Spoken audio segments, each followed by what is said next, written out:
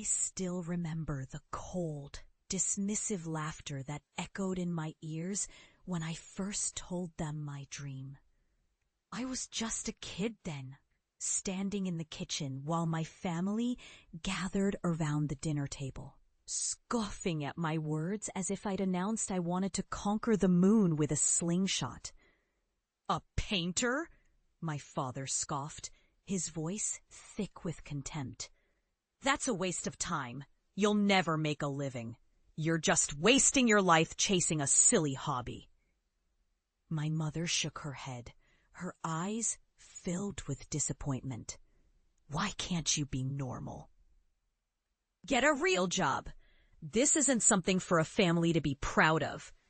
They called my dream ridiculous, impossible, and worse, an embarrassment. I was told I'd fail, mocked for my naivety, and dismissed as someone destined to be nothing. But deep inside, I felt an unshakable fire. I knew I wasn't born to follow the beaten path they laid out for me. I was born to create, to express, to build something meaningful from nothing. So I packed my bags and left that suffocating house with a heavy heart, but a burning resolve. I would prove them wrong. The road wasn't easy. I struggled through years of doubt, rejection, and setbacks. I scraped by, working odd jobs, painting in dim-lit basements, pouring every spare moment into my craft. Every rejection letter, every failed project became fuel for my determination. I studied tirelessly, poured my soul into every brushstroke, every line of code, every idea that refused to die. It was a lonely, relentless pursuit, but with each passing year, my skills sharpened, my vision clearer.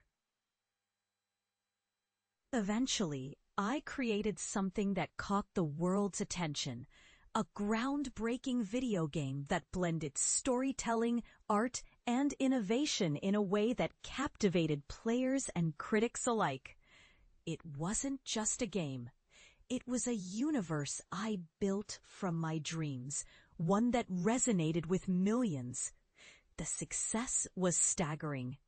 Awards poured in, contracts followed, and I became a name in the industry, a symbol of perseverance and raw talent. I had achieved what they said was impossible. But fame and fortune weren't the true victory.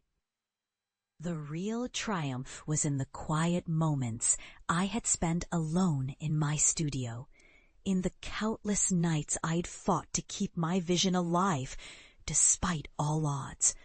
I had proven to myself that I wasn't just a dreamer. I was a doer. I had turned my ridiculous dream into reality, transforming my life and earning every ounce of success through relentless hard work and unwavering belief. Years later, I returned home not as the failed dreamer they had mocked, but as someone who had carved his own destiny. The familiar house looked smaller, quieter, but my heart was larger than ever. I parked my car in the driveway, took a deep breath, and stepped inside. The house was the same. Faded wallpaper, worn furniture, the scent of old regrets lingering in the air.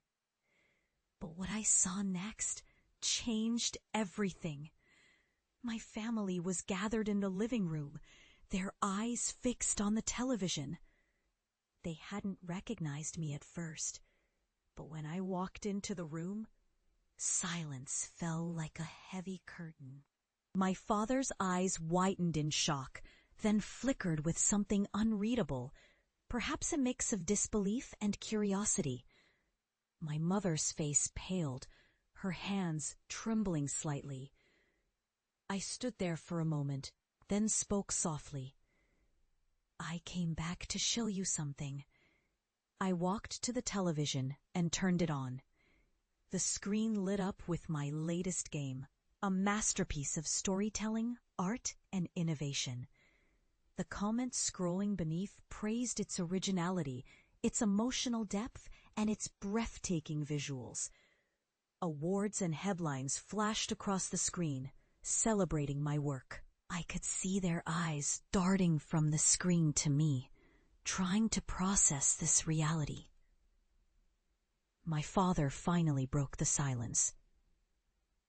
How did this happen? We never thought you'd make it. You were just a fool chasing a dream. I looked at him, my voice steady. You told me I'd fail. You told me I was an embarrassment. But I never gave up. I believed in myself when no one else did.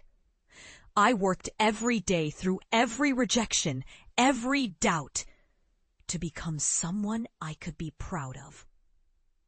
And now I stand here, not just as a success, but as proof that your words didn't define me. The room was silent for a long moment. Then my mother's eyes filled with tears, and she whispered, "We were wrong. We never saw your fire, but it was there all along." In that quiet, intense moment, I saw the weight of their past judgments dissolve. I realized that their scorn was born from fear that I wouldn't fit into their world, fear that I was chasing something impossible. You are trapped in a level that probably won't be resolved until then, but afterwards, I have something else to say. Did you know that fear is transformed into a fuel, transforming it into a journey of self-discovery and achievement? Standing there, I felt a profound sense of closure. As I left that house again, I carried with me a simple truth. Sometimes, the greatest victories come not just from success, but from the courage to believe in what others dismiss as impossible. Karma, I learned, isn't just about retribution. It's about transformation. And in the end, it's the quiet, relentless pursuit of your truth that rewrites the story. I turned back once more, a smile on my face, knowing I'd returned not just to show them what I'd become, but to remind myself that no one's doubt can define my worth. I had become everything they said I couldn't. And that, in itself, was the greatest victory of all.